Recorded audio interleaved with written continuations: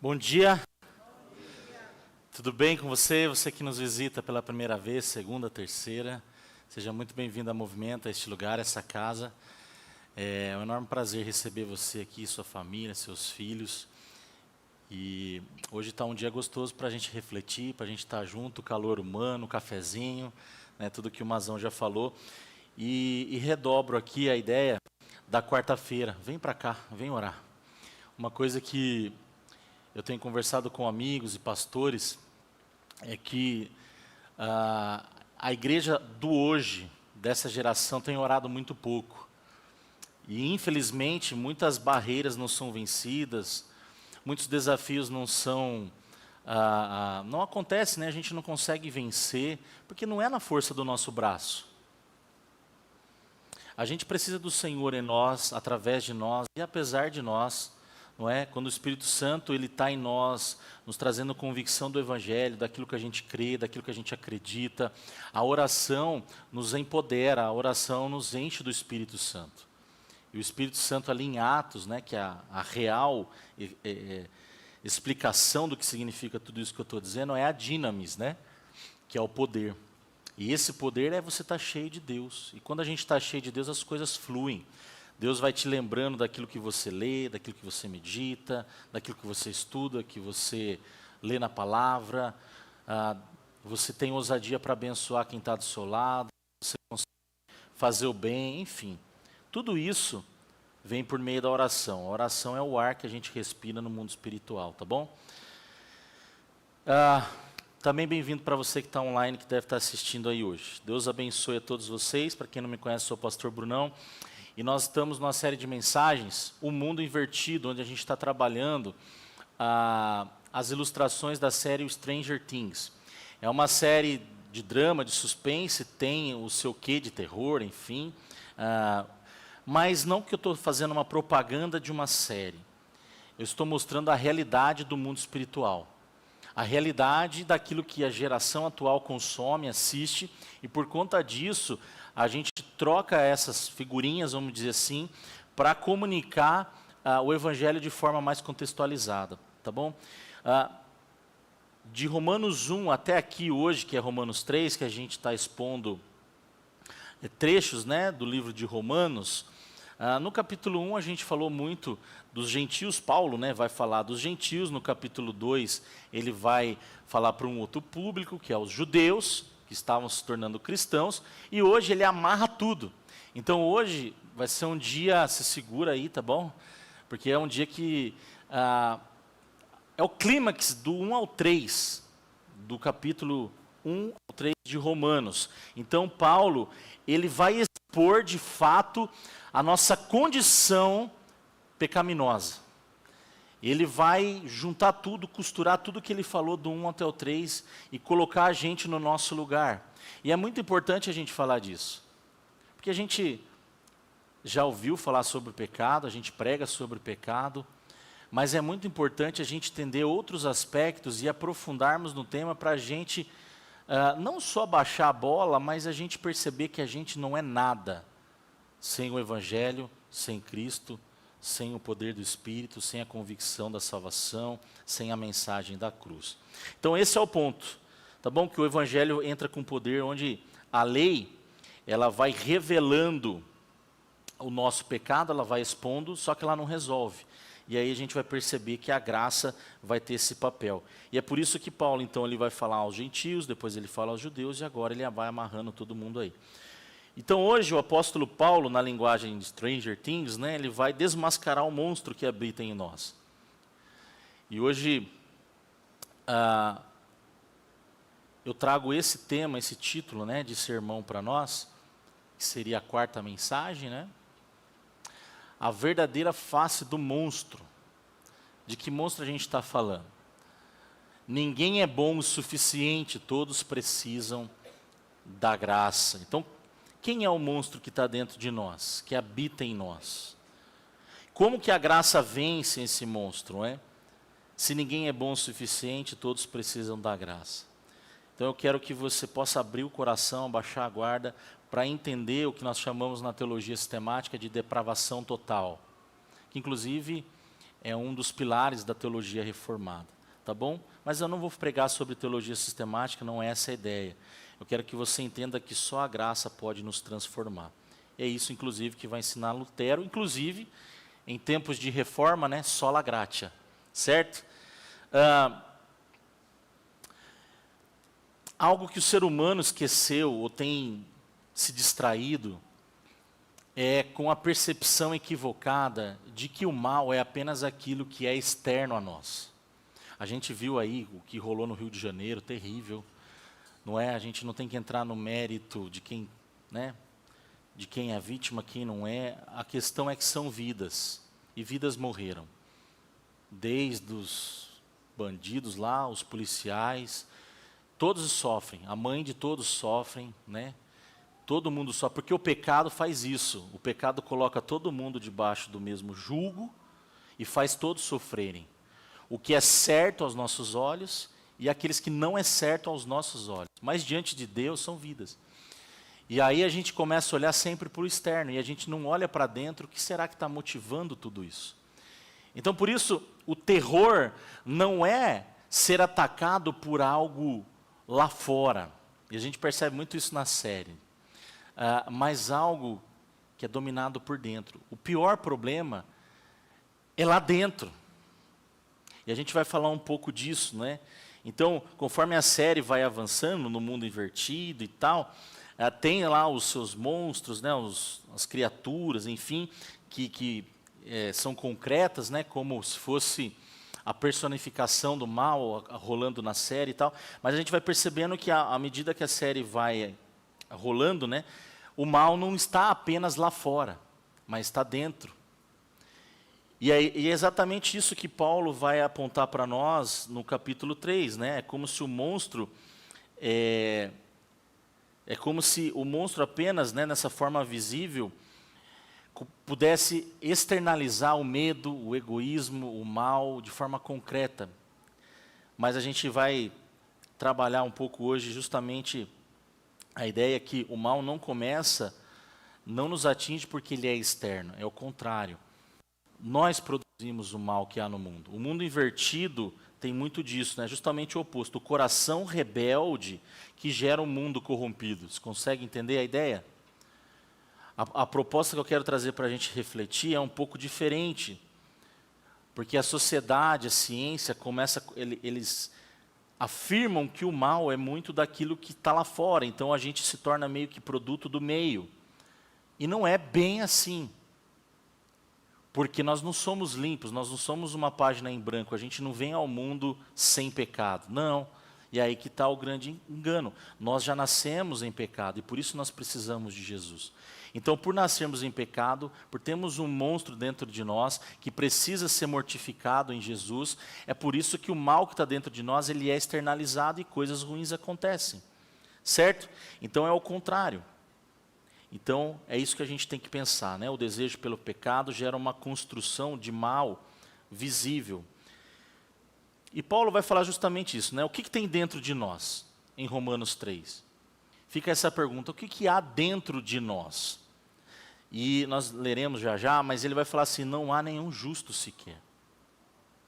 Não há justiça em nós. Não há bondade intrínseca em nós. Não há uma bondade intrínseca em nós, não há.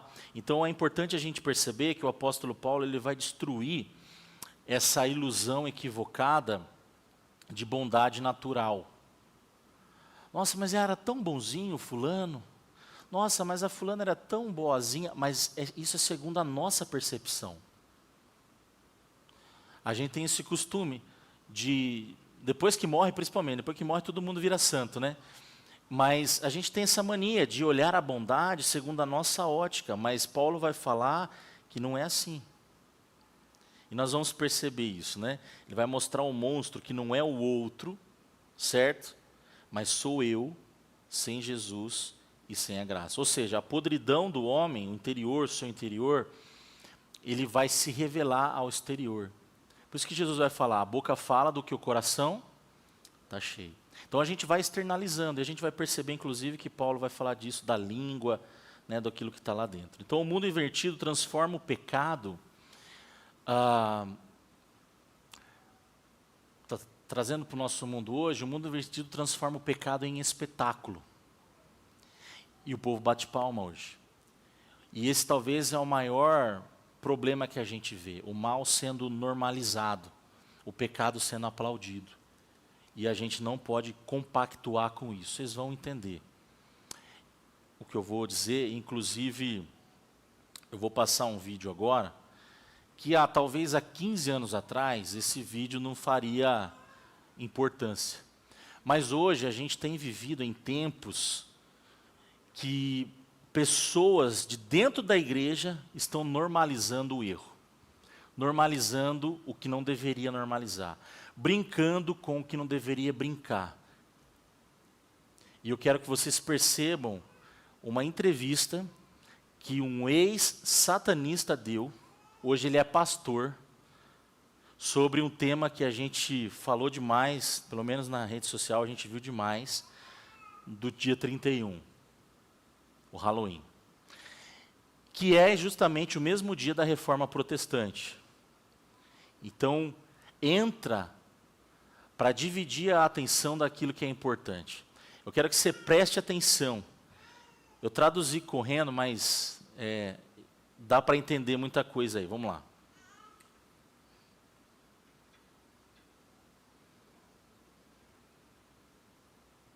Celebrate Halloween. Some believe it can be taken back like other holidays, but a former Satanist who is now a pastor says no, Christians should not celebrate it. I recently caught it with John Ramirez, and he had a strong warning for believers. Tell us a little bit about where you were in relation to Satanism and worshiping the devil. Well, 25 years, 8 years old, little boy, 8 years old, demon church, learned being trained by high-ranked devil worshipers, warlock, and spiritual witches, turning me to know how to take over territory. Quer voltar, Rodolfo? Vamos voltar então. Arruma aí.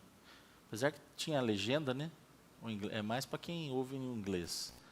Vamos tentar arrumar de novo aí, que vale a pena ouvir. Aí, acho que agora vai, hein? Should Christians celebrate Halloween? Some believe it can be taken back like other holidays, but a former Satanist who is now a pastor says no, Christians should not celebrate it. I recently caught it with John Ramirez, and he had a strong warning for believers. Tell us a little bit about where you were in relation to Satanism and worshiping the devil. Well, 25 years, 8 years old, little boy, 8 years old, demon church, learned being trained by high-ranked devil worshipers, warlock, and spiritual witches, turning me to know how to take over territory, demonic contract, different demon territory, demons, principalities, first, second heaven. I was being trained all the way to the age of 35, sold my soul to the devil, got married in Halloween, had a demonic wedding in Halloween. I baptized my daughter to the dark side at the age of 11. So it was my whole entire life. I mean, I breathed, ate, and slept witchcraft. Knowing what you came from and what you used to do, you're pretty discouraged that you see Christians celebrating Halloween. Why? I don't know how you can cheat on God. I don't know how you can cheat on the Lord Jesus Christ, because I don't see Satan as coming on Good Friday and coming and hanging out with us, right? You know, I got married in Halloween and had a demonic wedding. Why would you put your kids, your family, why would you put your purpose, your destiny, why would you put your whole eternity in a demonic altar? But people say it's just fun, candy, kids are having costumes on. Well, but you say it's much more. I never shared this before, but these candy, people from different walks of life pray over these candies. Witchcraft. They pray over the candies. You knock on people's door. You don't know if the person that you knock on know she's a witch.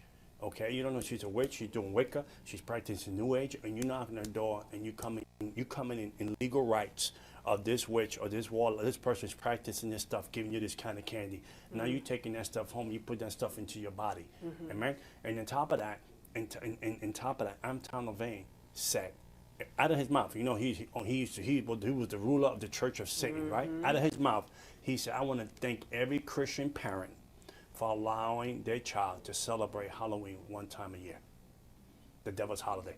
And it took Adam and Eve to lose everything because of one mistake. It took Esau one circumstance to lose his birthrights. Yeah.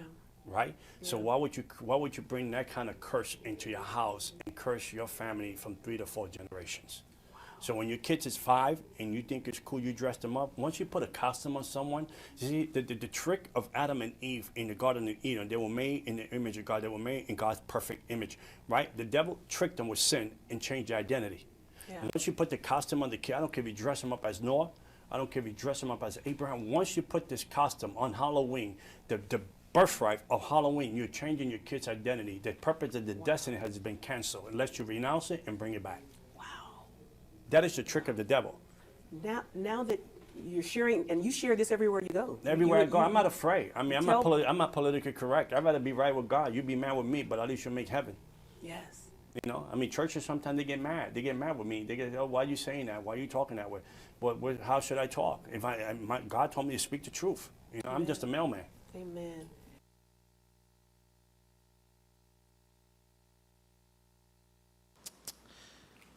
Não caia nessa ilusão. É um relato do John Ramirez, você pode dar um Google aí, procurar na internet. Desde os 8 anos de idade, ele é envolvido com magia negra, com coisa pesada, ele casou de forma demoníaca, ele fez tudo que você pensar de pacto com o capeta. E ele fala, por que você vai deixar o seu filho vulnerável a viver isso? Por que você vai viver nessa ilusão? Por que você vai... gente, perceba, é disso que Paulo está falando. Ilusões, máscaras. O pecado deixa a gente cego. E a gente acha e começa a falar que tudo pode, tudo é bonitinho. Aí eu vi gente na internet passando o pano, mas isso aí não vem lá dos celtas, isso aí é do Hallows Eve, que tem a ver com o dia de todos os santos. Mas onde que está isso na Bíblia também? Santo só tem um, o Filho de Deus. Não tem mais nenhum outro. Paulo vai falar isso, não há nenhum justo sequer, não há santo. A gente não pode cair no... Esse é o truque, né? Disso que fala o Halloween. Doces ou travessuras, o trick, né? Que no inglês, o truque. Então, o diabo está iludindo os crentes, a gente está caindo. Já vi crente passando pano para carnaval. Então, eu creio que assim, é o tempo da gente se posicionar. A quem a gente está servindo? Qual é o Senhor da nossa casa? Eu tenho medo de me posicionar? Jesus foi para a cruz porque ele se posicionou. Cristãos foram martirizados porque se posicionaram por Jesus. Agora a gente não se posiciona porque é a cultura. Meu filho vai ficar de fora. É melhor ele ficar de fora do Halloween do que você perdê-lo definitivamente para o mundo lá na frente. Gente, você já entrou em lojas que vendem roupas, essas coisas? Tem alguma fantasia de Jesus, de Davi? Alguma fantasia de Paulo, de Lutero? É só de demônio, de capeta, zóio caindo, língua para fora, chifrão. Você acha que o diabo não... Ainda que tivesse no passado um lastro cristão, que tivesse. Vamos partir de um pressuposto positivo. Hoje está distorcido. Nós temos 3 escolhas. A gente rejeita, a gente aceita ou a gente redime.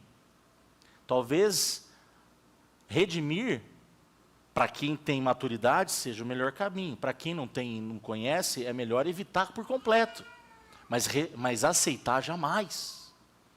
Mas eu dou aula em escola de inglês, e daí? Quando eu trabalhei na Bosch, tinha um código lá, bandeira colorida. Eu falei para a mulher lá na época, lá, eu não aceito isso aí, vocês vão me respeitar? Tá tudo bem, então tudo bem. Não me peça para participar, não me peça porque isso aí vai contra a minha convicção, a minha fé.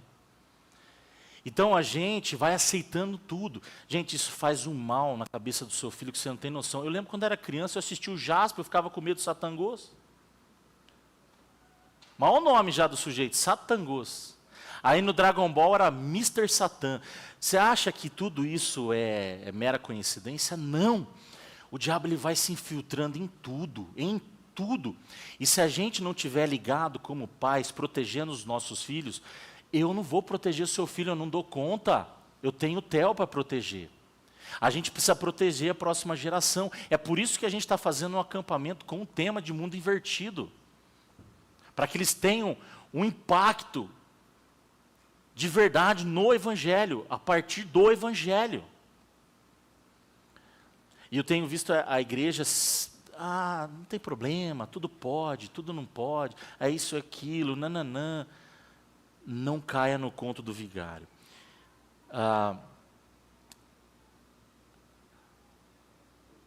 os filtros, que é o que eu quero dizer nessa manhã. Olha só, é igual o Halloween. Parece divertido, inofensivo, cheio de fantasia, luz negra, mas é só maquiagem em cima da morte. Só maquiagem. Por trás da máscara do mundo invertido, é onde o mal é tratado como brincadeira. Nós temos que ter sensibilidade no espírito. E também tem a total correlação com a oração, porque o crente que não ora, ele não é espiritual, ele não entende as coisas espirituais.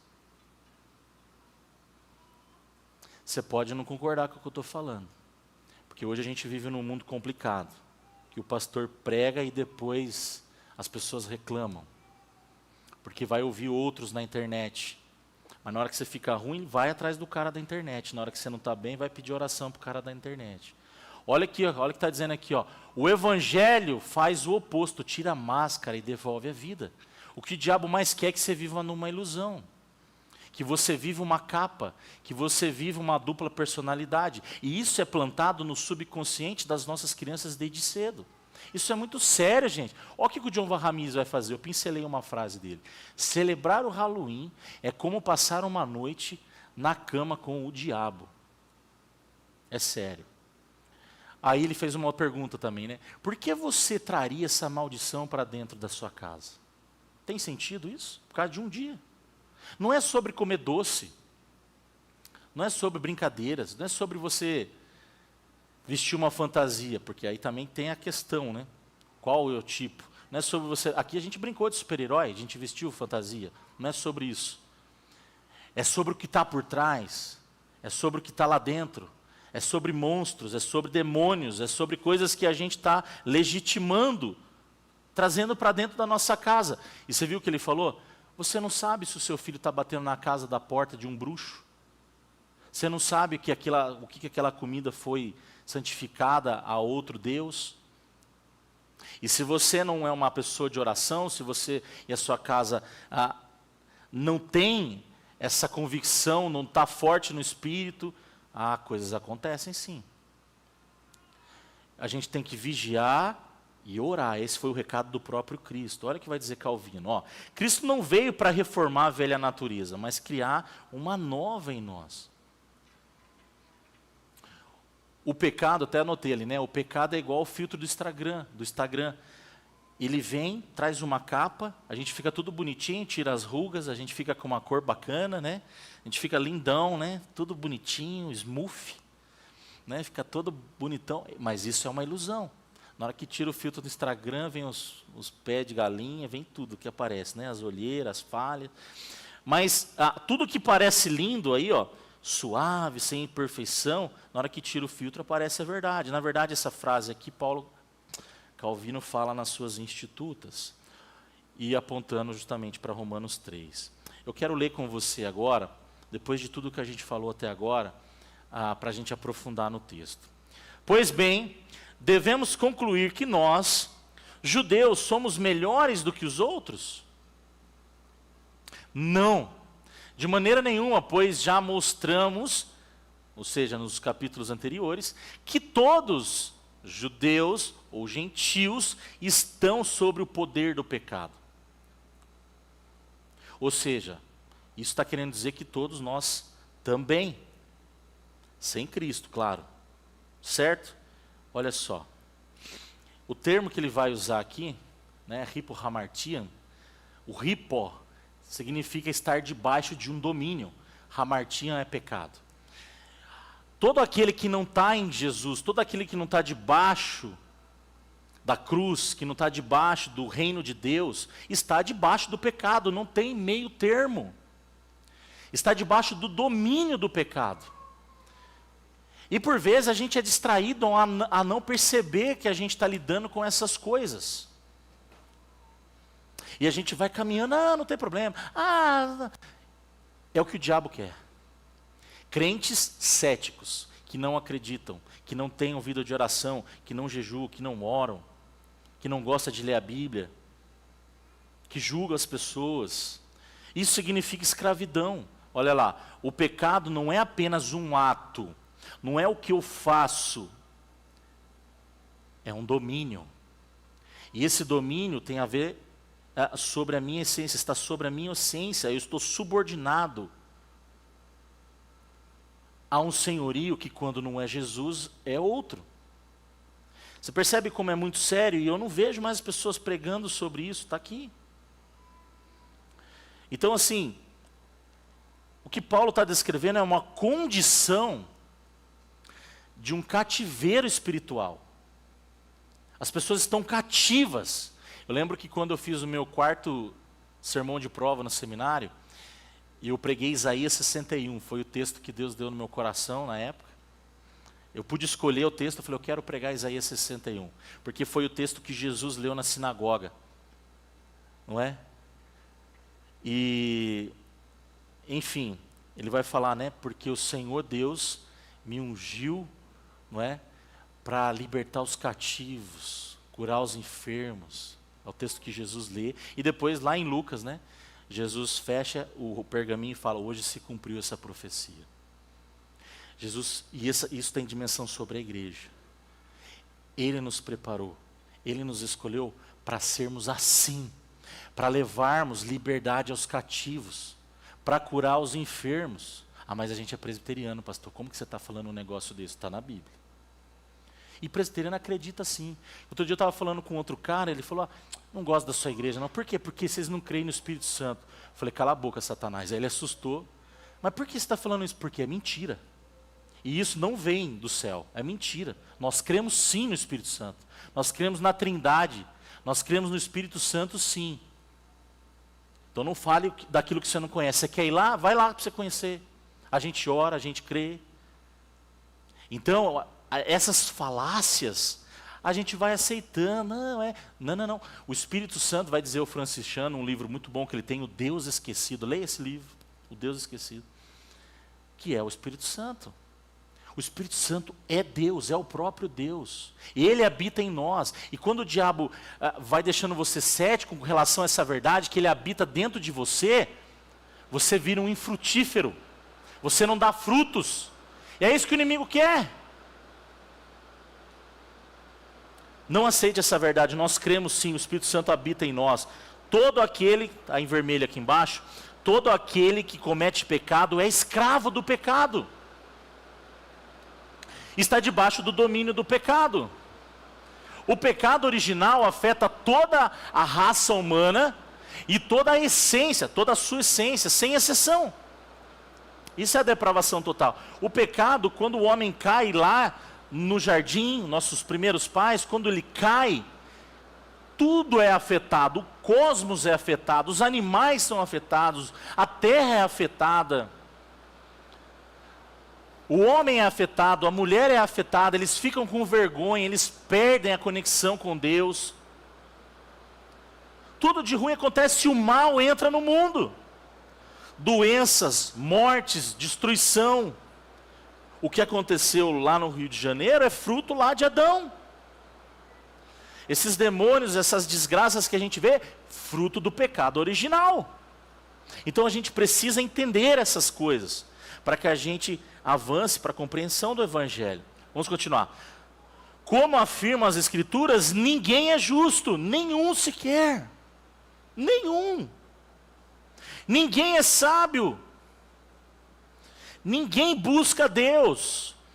Todos se desviaram. Todos se desviaram. Todos se tornaram inúteis. Ninguém faz o bem, nenhum sequer. Isso aqui é um eco. Paulo vai trazer da Septuaginta, que é a tradução do Antigo Testamento em grego, o Salmo 14 e o Salmo 53. Se você for olhar aí o Salmo 14 e o 53, é as referências que Paulo traz para esse texto aqui, certo? Para mostrar que o pecado, ele já tinha a compreensão na sua totalidade lá atrás. Então, desde o início, né, Paulo ele reforça o Antigo Testamento, atualizando já no Novo, não é? Mostrando que o pecado não é uma exceção, é uma epidemia espiritual do cosmos. Sem Jesus não há cura. Então, a bondade sem graça, esses filtros, essas ideias de que tudo pode, não tem problema, é uma ilusão, é um mundo invertido. O pecado, ele quer produzir em nós, o diabo quer produzir no mundo um filtro de que está tudo bem, para que você seja iludido. A ilusão é o pior problema, porque a gente acha que está certo. E a gente às vezes defende, com unhas e dentes, uma ilusão. E esse é um grande problema. É um grande problema. Vamos lá. Então aí no original, né, o Questim de Caius Ruda Eis, ele está falando assim, o ser humano não gera retidão por si só. Não há em nós uma capacidade de sermos justos, por mais que a gente estude, por mais que a gente ore, por mais que a gente jejue, não há em nós intrinsecamente essa capacidade de retidão. Nós precisamos de Jesus. Senão seria pelas obras, você concorda comigo? Se a gente conseguisse, tivesse em nós ainda uma capacidade inata, intrínseca, de aquele fundinho de verdade em nós, a gente não precisaria de Jesus. O esforço humano bastaria para a gente resolver o problema. Mas não há retidão em nós, é isso que o original está querendo dizer. Uma segunda coisa, no versículo 11, o homem caído não apenas não entende Deus, mas não o procura. O homem que está debaixo do jugo do pecado, ele não só não compreende as coisas espirituais, como ele não tem o desejo por conhecer a Deus. Ele não quer, ele não vai, ele não tem vontade própria. Em Efésios, Paulo vai falar isso, não é?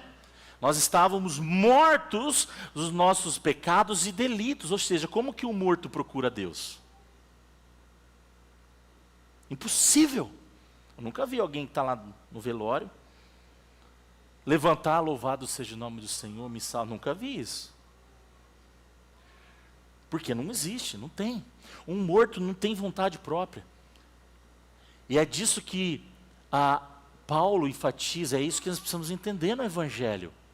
Um morto não tem capacidade de se encontrar com Jesus, não deseja, não tem aquilo no coração, eu quero Deus, eu quero orar, eu sou apaixonado pelo Evangelho, eu quero louvar o Senhor, eu sou grato pela cruz, eu amo minha casa, eu quero estar na igreja, eu quero servir meus irmãos.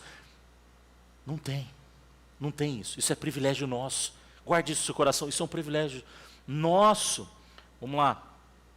E aqui no 12 tem bastante coisa, né? O homem, ele está fora da rota da vontade de Deus.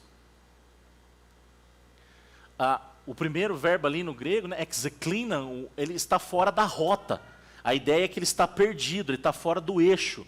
Ele está caminhando numa outra direção. Ou seja, está fora da vontade. Não é? O segundo ali, né, é incapaz de cumprir o propósito para o qual Deus o criou, para o qual foi criado. O homem que está no pecado, ele perde o seu propósito. O que a gente pensa comigo, o que a gente mais vê no mundo hoje? Crise de identidade. Consegue perceber? Porque está fora dos caminhos, perdeu o propósito, não entende nem porque vive. Está aí. O segundo é kreotesan. Está perdido. Perdeu o propósito. É isso que está dizendo no original. E o último, né? Não age com o caráter de Deus. Bondade, né? Aqui eu anotei. Bondade, benevolência, generosidade útil. Sabe aquele desejo de abençoar o outro, de dar um abraço sem algo em troca, sem segundas intenções, sem interesse. É isso aqui. A gente perde isso quando a gente está debaixo do jugo do pecado. Então, para sintetizar a ideia, o pecado corrompeu a rota, aniquilou o propósito. Olha como isso é sério, né? O homem separado de Deus não apenas erra o alvo, mas perde a capacidade, inclusive, de desejar o alvo. Olha como é muito mais profundo, você consegue ver? Continuando. Agora aqui eu até coloquei ali, a anatomia do pecado. Como que isso vai nos contaminar por completo. Olha só. Né, quando Cristo não é o cabeça, principalmente. Sua conversa é repulsiva. Como o odor de um túmulo aberto. Eu não sei se você já teve essa experiência, eu já tive. quando foi tirar lá as coisas do meu avô. Meu Deus, insuportável, insuportável. Cheiro de podridão, né? Quando a gente vê um urubu em volta, já dá um cheirão, né? Agora, olha o que Paulo está falando. A conversa tem esse odor de um túmulo aberto, sua língua é cheia de mentiras. Olha como isso é sério, gente. Veneno de serpentes goteja de seus lábios. Sua boca é cheia de maldição e amargura. Apressam-se em cometer homicídio. Por onde passam, deixam destruição, sofrimento. Não sabem onde encontrar a paz.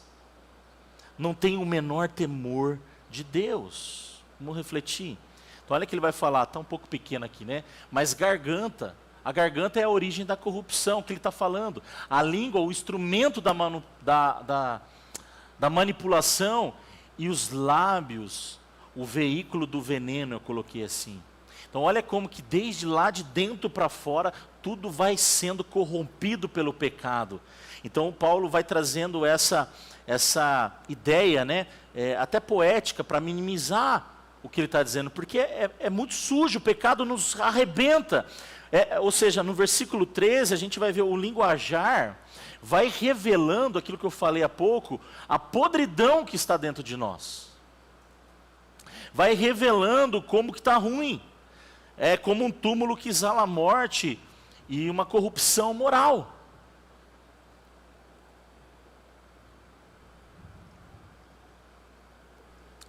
Língua enganosa, gente, manipula, né? Manipula pessoas, enfim, e e a língua assim, ela é intelectual, ela é sutil, ela vai mexendo com o emocional, com a mente, com o raciocínio, ela engana mesmo.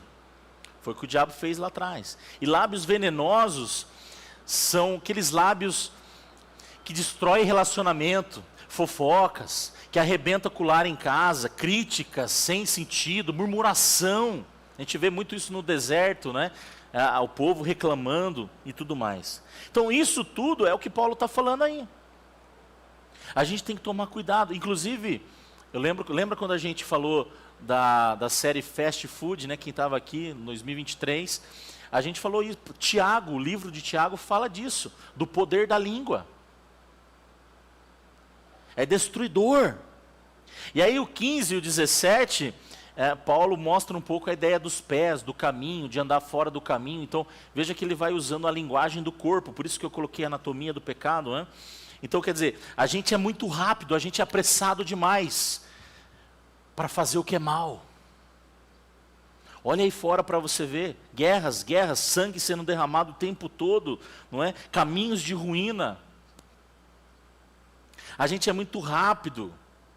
Porque o que Paulo está querendo dizer? Que o pecado nos leva rapidamente a prazeres que são ilusórios e nada duradouros. Não duram, não é? E no final, o que acontece é uma autodestruição e vazio. As pessoas estão se matando, estão dando risada. Batem palma para si mesmo, vendo o outro morrendo. É assim que a gente está. Não é? Então, e o que vai falar no finalzinho, né, no 17? A ignorância da paz. Por quê? O homem, ele vai desconhecer o significado teológico e literal do que significa shalom. A verdadeira paz. O mundo não tem essa paz que a gente tem. Então pare de se comparar com aquele cara que é do mundo, que ele tem um carro melhor que você. Ele nunca vai ter a paz que você tem. Ah, mas o empresário lá tem, ele não tem a paz que você tem. Ah, mas o Instagram dele é lindo, mas ele não tem o coração que você tem. A gente precisa lembrar, e como vai dizer o profeta, trazer à memória, né, Lamentações, trazer à memória aquilo que nos dá esperança. O que está te jogando para baixo? O que está fazendo você perder a fé?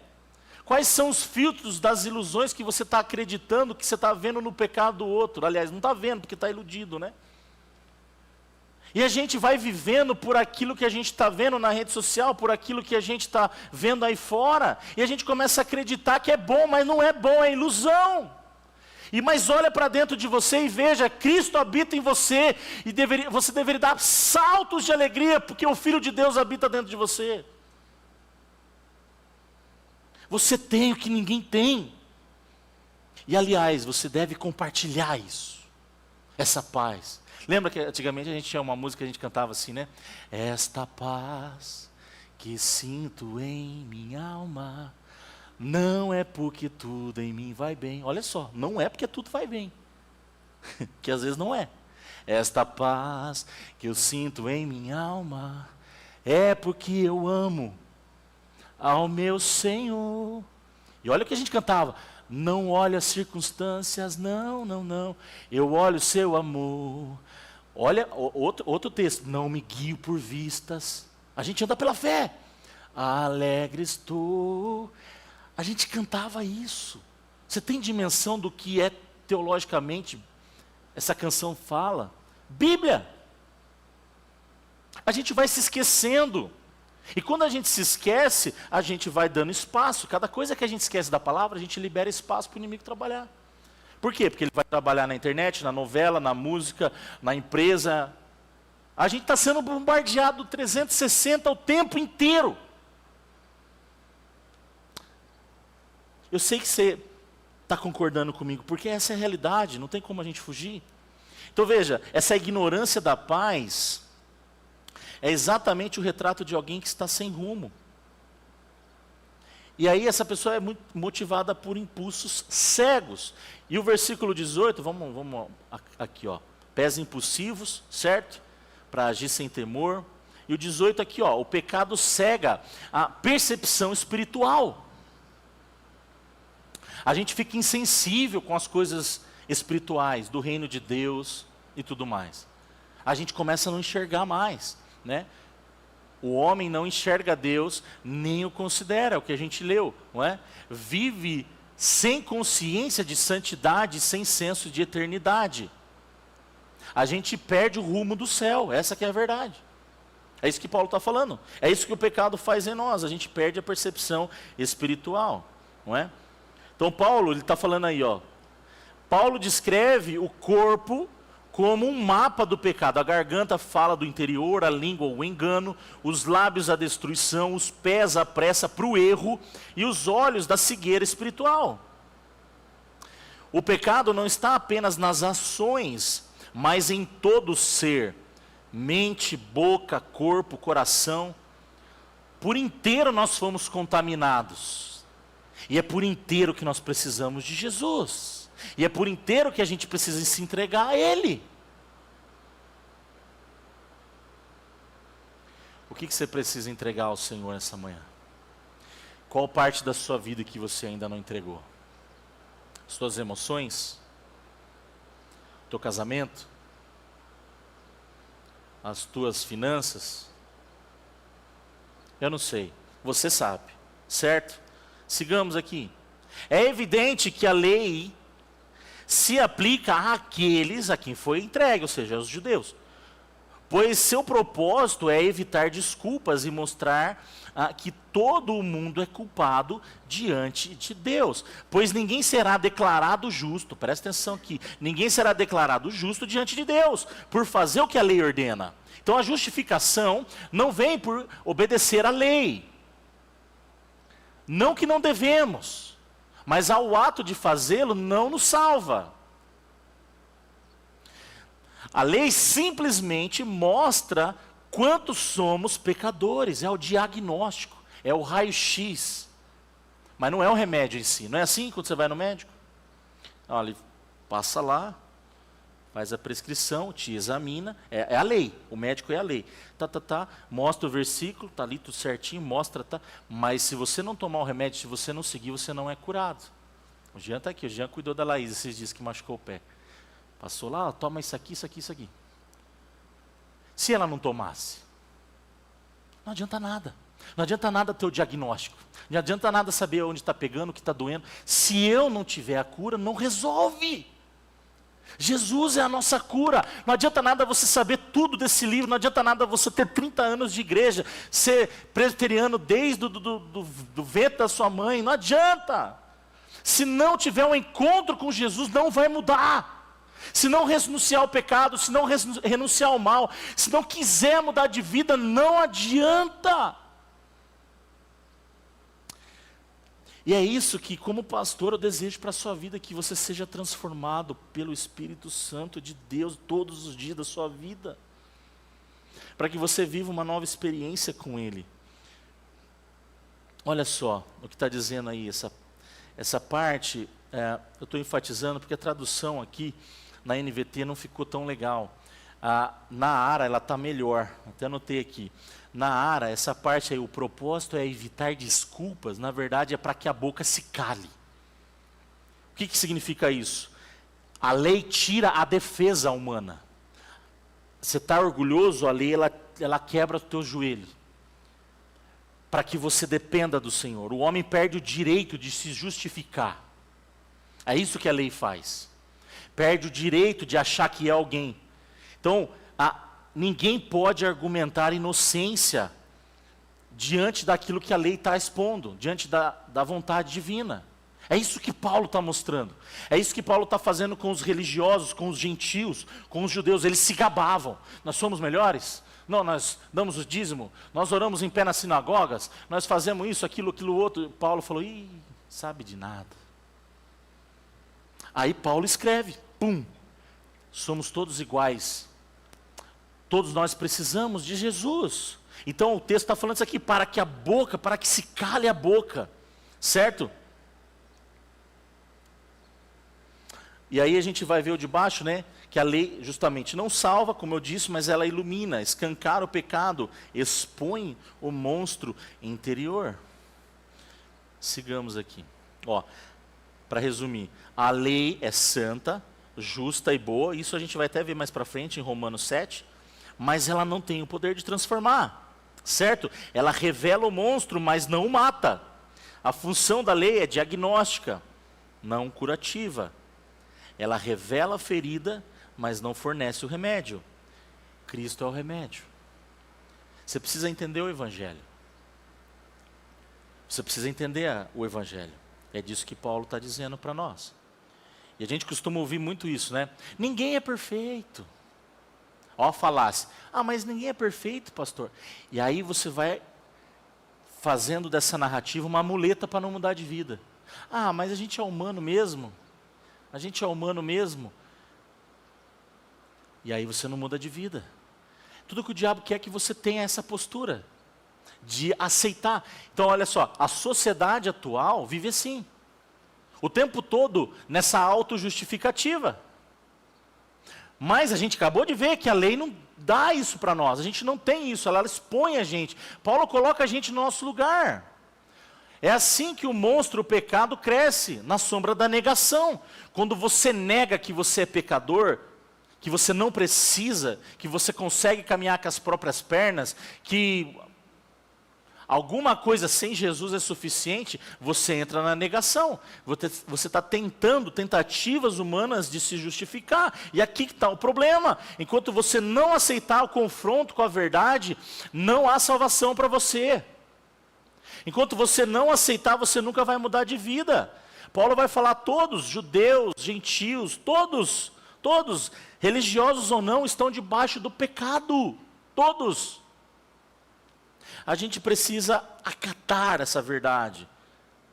Certo? O problema não é apenas o que fazemos, mas o que somos sem Cristo. Por isso, tira aquela percepção de que pecado é só o que você faz. Pecado é quem você é. A tua essência é pecaminosa. E não é sobre você deixar de fazer coisas ruins. É sobre você ser transformado. Porque senão o que acontece? Olha lá. A mente se torna confusa. Versículo 11. Paulo está falando aí. Outra coisa. O coração se desvia, que a gente falou. Outro resumo aí, a boca se contamina, a gente viu, sepulcro. Mas aí, as ações se corrompem, no 15 e 16. E no finalzinho aí no 18, né? E os olhos perdem o temor de Deus. Os olhos, principalmente dos homens. Não é? E o diabo sabe que é assim. A gente nunca viveu tanta sensualidade em todos os âmbitos e em todos os lugares.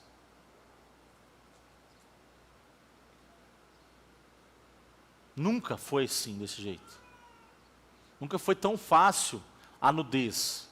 Nunca foi tão fácil a pornografia. Nunca foi tão fácil a sedução. Resultado, casais se divorciando, se matando, ciúme, guerra, destruição, tudo. Tudo. Percebe como a gente tem que levar a sério tudo isso? A gente perceber. A gente precisa perceber que por trás de tudo isso tem o inferno agindo, que se a gente não lutar, a gente não aguenta. Não dá, gente, não aguenta. Não dá não. A gente não aguenta o rojão, não é? A ilusão é esse filtro aí desse monstro, mas a graça é a cura. Vamos lá, ó. Jesus não veio domesticar esse monstro. Não veio passar a mão em você, não veio alisar você. Você não é perfeito, né, filho? Mas eu te amo mesmo assim. Não, esse não é o evangelho bíblico. Não é o evangelho bíblico. Ele veio mostrar para você como a gente deve mortificar a nossa carne. Ele veio mostrar para nós como que a gente mata o nosso monstro. É assim que a gente vai ser seguidor de Jesus. Não tem outra maneira, gente. Jesus entra onde o pecado domina, não tem espaço para o diabo mais. Não tem como. Não é? Olha só o que o Tim Keller vai falar aí. Ó. A graça diz, você é mais pecador do que jamais imaginou. E mais amado do que jamais sonhou. Fantástico. E aí ele vai apontar lá em cima, né? Eu aponto 2 versículos. Onde o pecado abundou, superabundou a graça. Então, olha só, há esperança para você. Há esperança, eu não sei o que você viveu no passado, se você tem culpa, se você não tem culpa no cartório, se você cometeu adultério, se você assistiu pornografia, se você matou alguém. Eu não sei, mas há cura para você. Há salvação para você. Eu não sei o que de pior você fez na sua concepção. Eu não sei se você matou uma formiga e tá doente por causa disso. Eu não sei, não estou julgando. Porque cada um interpreta da maneira aquilo que viveu no passado. Mas eu quero dizer para você, aonde abundou o pecado, superabundou a graça no nome de Jesus. A graça é o que nos mantém de pé, sola gratia. A igreja estava pagando, é por isso que veio a reforma, pagava para ser perdoado, pagava para ir para o céu, era pedacinho da cruz, era isso, era aquilo, eram as indulgências. E Lutero ficou indignado com isso, com a politicagem. Por isso que confrontou. Sola gratia, uma das 5 solas. A cruz, aí a gente tem que olhar o seguinte, né? Jesus entra onde o pecado domina. Deus olhando para o pecador, enxergando um filho sem culpa. A gente olha para o outro e já desce a lapa. Safado. Ih, pastor, aquele ali. Não, aquela lá não vale nada. Meu Deus. A gente é assim. Deus olha e vê um filho limpo de culpa. Deus olha e vê graça. E um outro versículo, né? Que a gente conhece demais. Porque Deus tanto amou o mundo que deu seu Filho único, para que todo o que nele crê não pereça, mas tenha a vida eterna. Uma outra frase para inspirar o seu coração. John Piper, ele vai dizer o seguinte: a graça não apenas salva, ela sustenta, transforma e conduz o cristão até o fim. Não é sobre apenas salvação, e esse apenas aí, tá? Não estou minimizando, é muita coisa, é a nossa salvação, mas tem mais coisa, ela conduz, ela transforma e nos sustenta até o fim. E mais um versículo, né? E esse é poderoso, hein? 1 Pedro 5,10. O Deus de toda a graça que os chamou para a sua glória eterna, em Cristo Jesus, depois de terem sofrido por um pouco, os restaurará, confirmará, fortalecerá e os firmará. A graça de Deus faz isso com a gente. Eu não sei como que você está, mas você precisa dessa graça hoje. E eu também preciso. E em Cristo, a gente vai matando todos esses monstros ilusórios, todos esses filtros, todas essas capas, a gente vai tirando tudo. E a gente vai se tornando um cristão regenerado, um crente autêntico. Diante de todos, né? A lei traz o diagnóstico, Jesus a cura. Olha o que a sociedade ensina. Supere seus limites. Acredite em você. Você pode. Olha o que o Evangelho vai falar. Olha que a graça vai sussurrar o seu coração. Eu te sustento. Eu te sustento quando você não consegue mais. Quando você perdeu todas as suas forças, você não sabe para onde ir. Jesus está falando, eu te sustento. Eu te amo. Não desista. Eu te amo. Não desista. Eu te amo. Não desista. Eu te sustento. Não desista. Eu te amo. Não desista. Eu te amo. Eu te amo. Não desista. Eu te amo. Jesus está falando para você hoje, você precisa ouvir isso. Eu te amo. Eu me entreguei por você na cruz. Eu carreguei a tua cruz. Eu morri a sua morte. Não me traia. Não seja infiel comigo. Não me troque por outros deuses. Não faça isso. É isso que Jesus está falando para nós.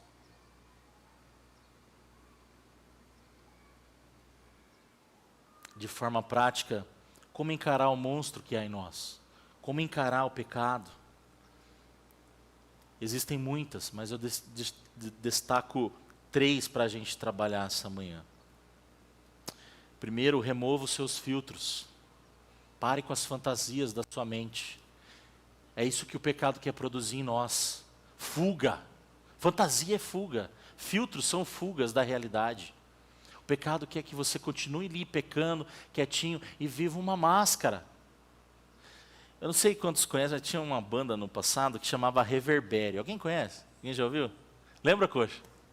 Tinha uma canção que era assim, conheço muita gente, era meio cômico, com dupla personalidade, domingo na igreja é o retrato da santidade.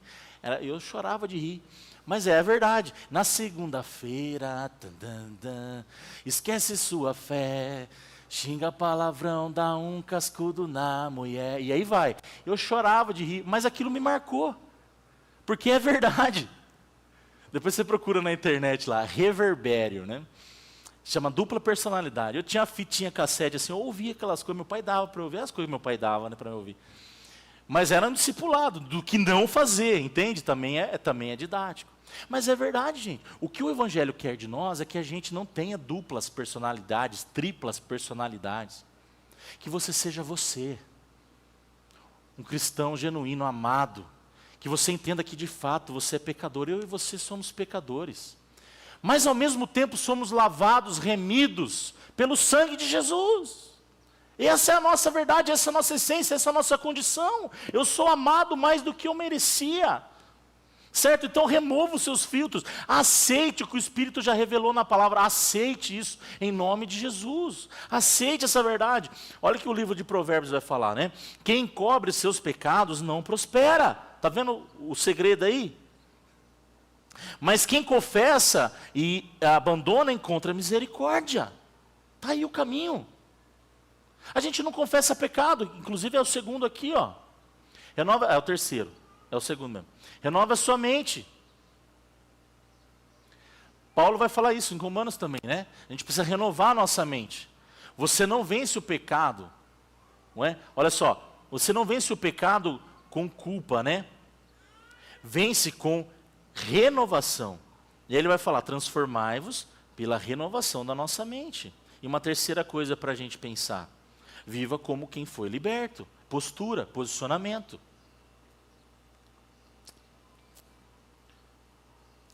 Entende? Então a gente precisa entender que a gente precisa sair da defensiva, se arrepender logo. Não é? Porque não tem para onde a gente ir se não for para os braços de Jesus. E principalmente o terceiro ponto aqui, escolha perdoar logo. Escolha abençoar alguém, servir. Leve graça onde há culpa. Ajude aonde há peso. Fale de Jesus com ternura para as pessoas. Peça perdão, confronte, com amor, mas confronte. Eu confronto pessoas. É gostoso? Não é. Mas quando a gente sabe que é em amor e é para o bem do próximo, ainda assim a gente vai não gostando mesmo. Sabe você, pai, que quando você tem que corrigir o seu filho, você fica até com dó, que você não quer? Até dói o coração, tem hora que você não... O filho está pedindo uma coisa e você fala, não vou dar porque me desobedeceu demais, não está podendo. É assim, às vezes a gente vai para cima, porque é amor, não é? Jesus, ele não te expõe. A grande realidade é que ele vai revelar quem você é. Então, a palavra de Deus, ela é um espelho. Conforme eu vou olhando, eu vou vendo quem eu sou. Então, esse espelho vai denunciando o que eu preciso melhorar. E é essa perspectiva que a gente tem que ter. Então, não é sobre Jesus nos expor. É sobre Jesus falar quem eu sou e falar quem Ele é. E isso é maravilhoso. Porque mais do que um pecador rebelde, que é o que a Bíblia nos ensina que somos, mas também somos amados, perdoados, comprados na cruz. Então pensa aí, ó, para a gente fechar. Não tente controlar o monstro, crucifique-o. Tem gente que quer domesticar o pecado. Não faça isso. Não brinque com o pecado. Crucifique-o. Está difícil? Ora. Está muito difícil? Ora e jejua. Está mais difícil ainda? Conta com os irmãos, vão morar junto, vão para cima. Você não precisa sofrer sozinho. Falei isso para uma pessoa essa semana. Não sofra sozinho. Não precisa. Nós somos um em Cristo. De vida. Certo? O que a palavra de Deus ensina em Gálatas? Suportar é carga uns dos outros. Carregar a nossa cruz, gente, que Jesus está falando, é aguentar o chumbo do irmão também, é carregar o irmão. É assim que a gente se parece com Cristo, certo? Crucifique-o. Não tente se justificar. Confesse. Para com tentativas. Igual o jovem rico. Então, Jesus, veja, não, o que Jesus queria é que ele mudasse de vida, que ele largasse o apego ao dinheiro. Obediência. Então pare de se justificar, pare de ficar com desculpas esfarrapadas, confesse o teu pecado. Não tente mudar sozinho, é isso que eu falei, né?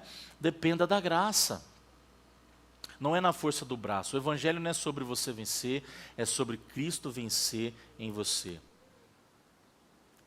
Então, para resumir aí o que a gente viu teologicamente, né? Romanos 3. Todos estão sob o poder do pecado, certo? A depravação humana é universal, ninguém é bom o bastante por si mesmo.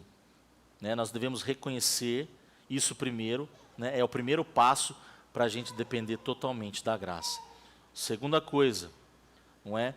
O pecado contamina palavras, pensamentos, ações do ser humano por completo. O pecado não é apenas um erro moral, mas uma condição do coração, certo? Não é sobre tentar melhorar o comportamento, é preciso nascer de novo. Nicodemos. Entenderam, né? Nicodemos, precisa nascer de novo. Amém?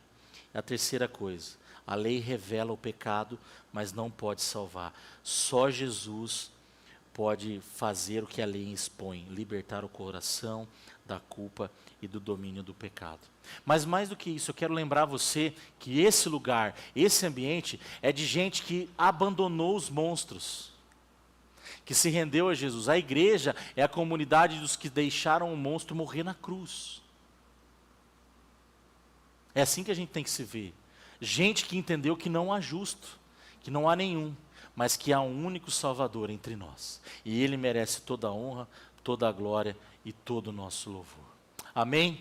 Espero que você tenha entendido. Nós precisamos entender o que é o pecado, quem nós somos, a nossa condição. Mas também que a graça em Jesus nos liberta, nos salva, nos purifica, nos ama mais do que a gente imagina. Ele é a nossa rocha, Ele é a nossa alegria, Ele é nosso Salvador, Ele é a nossa paz, Ele é tudo que nós precisamos. Vamos orar. Deus